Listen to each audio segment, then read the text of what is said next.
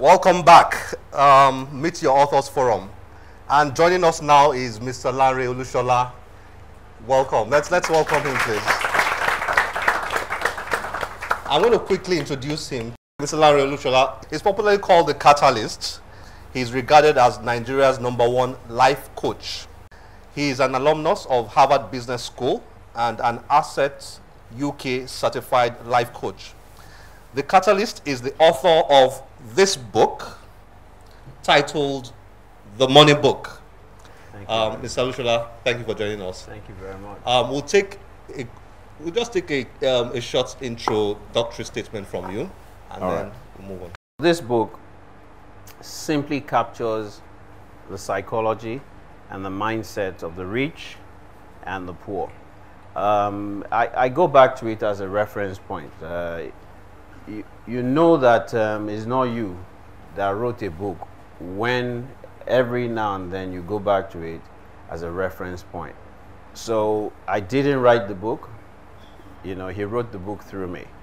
And so, you know, every now and then I go back to it, and it's loaded with incredible nuggets that will transform you and move you from where you are to where you deserve and where you are designed to be. So I'm absolutely honored to be here. Thank you very, very much. Let's give him a round of applause. Let's start taking the questions now. Yes, please. When you look into our nation critically, you see there is a widespread of poverty. And there is this erroneous myth that is generally believed in Nigeria, especially by the youth, that money is the solution to poverty. And so everyone is craving for money. I want to ask this question: is money the solution to the poverty we are facing in Nigeria? No, it's not. Because money is supposed to be a servant. But value is, purpose is, creating solutions is what will get us out of that place. Because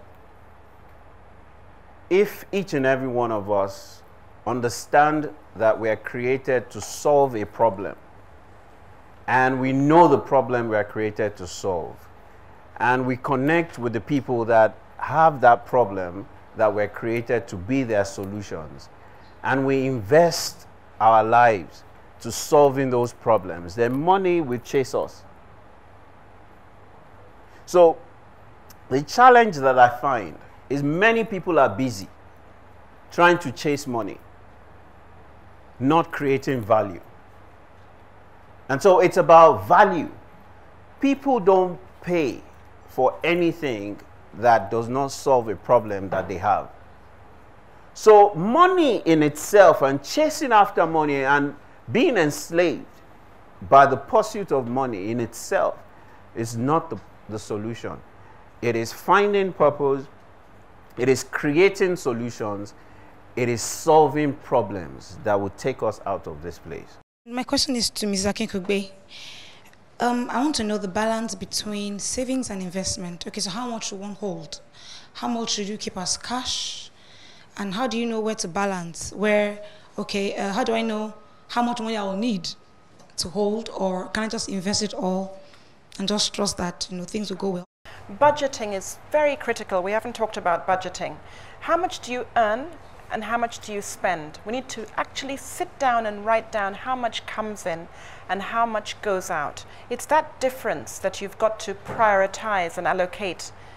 And I really believe that if you can't save when you make 20,000 naira a month, even when you make ₦1,000,000 naira a month, you won't save.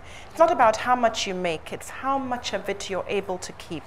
So budgeting is very important. So anyone here that's not budgeting, start to do that. It really helps you to understand where your money is going. And for the young people, the company that you keep is one of the most critical success factors in your financial life. You need to review your relationships. You're the average of the 5 people you spend your time with. Review those people. A lot of the time, people are really trying to keep up with the Joneses, trying to be like someone else that you're not. Look at their goals, their ambition, their motivation, their beliefs. Who are they? And who do you want to be? It is a major reason why people overspend, just because of the lifestyle and the people they're around. And the young people, it's a very powerful pull. So you need to look at that as well. You said something about recording all your expenses. Yes. Every month. Yes. Not every month. I mean, when you just try it for a month first. It's a bit tedious all the time. But when you do it for a month or two first, it quickly highlights where those excesses are. It could be your eating out, it could be your lifestyle, it could be you're just doing Aso-ebi more than you can afford to do it. Yes. So there's always those ways that you can save. It really does work. Mrs. Kamsin, you said no thoughts of luxury yet when it comes to venturing out in terms of investment and raising portfolio for assets and all the rest. I want to create memories with my children. I want to create memories with my family. But at the same time, it might be at the expense of my earnings. But those memories are extremely essential. How do I balance this? The fact that I pictured a very prudent entrepreneur does not mean I'm so frugal that I lose the essence of family life. Is that what you're saying? And not just family life, indulgence. Is that what you're saying? Mm-hmm. You can never be so frugal that you leave out your very self. It is the worst thing you can do to yourself. But like has been said on this forum, a lot of people go into excesses in what is not necessary. She talked about 4 funerals and 4 birthdays or weddings. And that is the typical life of many people in our country. There are many things you can avoid. You go out doing the same thing over and over again, and really you don't gain anything from it. You sit back there at the parties, you end up gaining weight, eating the wrong things, and you end up doing what you don't need to do, like spraying, which comes against your saving, the culture of savings you want to embrace. So in other words, there are lots of things you think are important that are not important, but memories, family life, and whatever other priorities you have cannot and must not be sacrificed for any prudence. There's a balance, and I will call it the work-life balance. This is where we have to stop. I would like to thank especially Mrs. Kehinde Kamsin,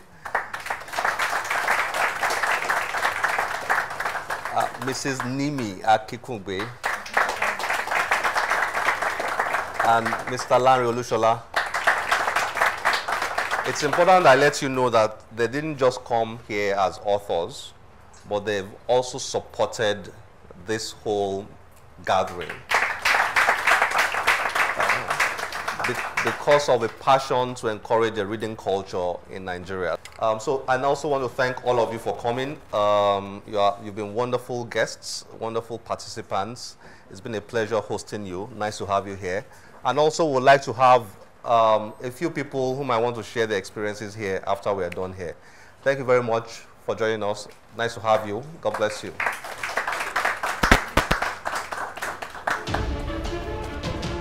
It's really exciting. I've enjoyed every minute being here. It's obvious that a lot of us read, but not too many practice exactly what they read. I have today seen people who've actually lived it and they've written it, so it inspires more of action for me. I used to be a little of a spendthrift, I can say, and learning from the financial experts, about money management and savings. Yes, it's they said knowledge is key. When you have knowledge, it gives you the ammunition to fire. So I believe I have been impacted. For someone that is aspiring to become great in life, these are the part of what you need in your life. And for me, I'm really blessed with all I've heard here. And I see it as an opportunity for me to develop more personally.